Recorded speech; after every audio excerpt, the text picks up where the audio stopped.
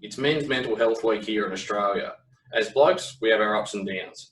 Unfortunately, by the time that sun sets here in Australia, 6 more men would have taken their lives by suicide.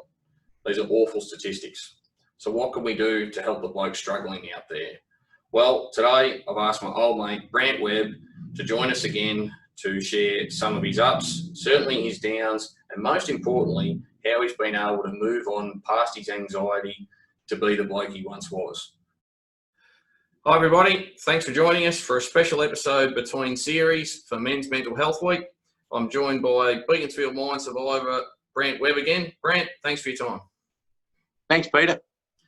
Now, where we left the last series, mate, you were obviously you and Todd coming out of the mine. Can you explain the jubilation that you had at that point? Yeah, obviously, being freed from the cage and up there with the family, after 14 days of thinking we weren't going to get out, the jubilation was unbelievable. Like the euphoric high that we were on was the biggest one I've ever had in my life, it was one that you can't ever forget, put it that way. Yeah. But the highs didn't last, mate. I mean, you've had some well-publicised battles with anxiety and post-traumatic stress. The highs didn't last, mate, and they developed into some pretty low lows as well. Could you tell us what they were like? Well, that's when the real roller coaster started.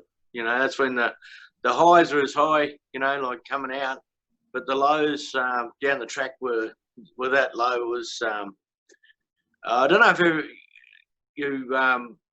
if you people watching will understand that the lows get that low, mate. You do not want to get out of bed. You don't want to do anything, mate. You just feel worthless. It's just unbelievable how low you can go.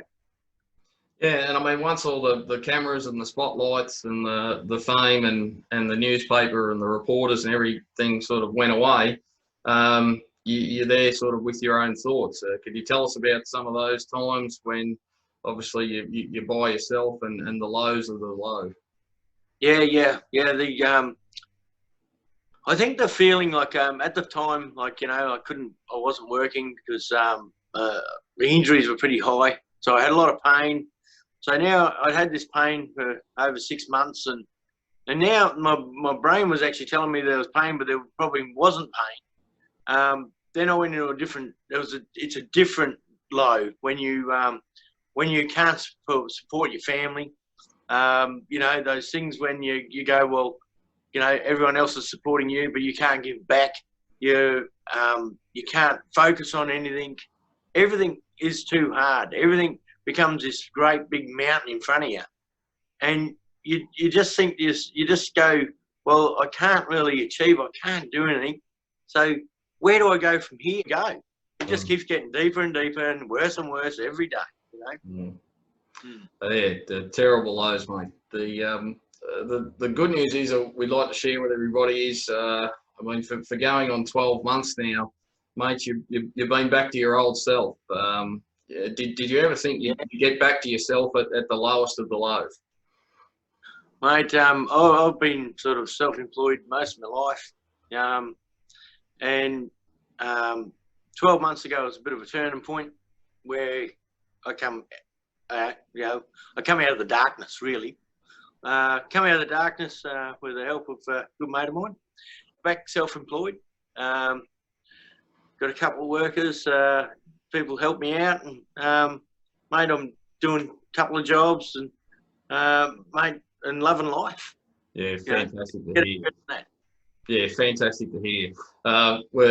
For the viewers, we're going to cover off exactly how Brant's been able to make it back to his good old self in our next series.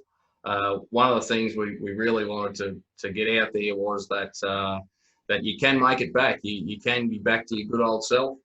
And now, mate, it's great to see you back. I know you've been there for at least 12 months now, and things are going well. Yeah, so there is light at the end of the tunnel, and I'm one here to vouch for that. And I really think that the more people, that jump on board, you got to do yourself a favour, right? If you've got a problem, get it fixed. That's all I'm saying.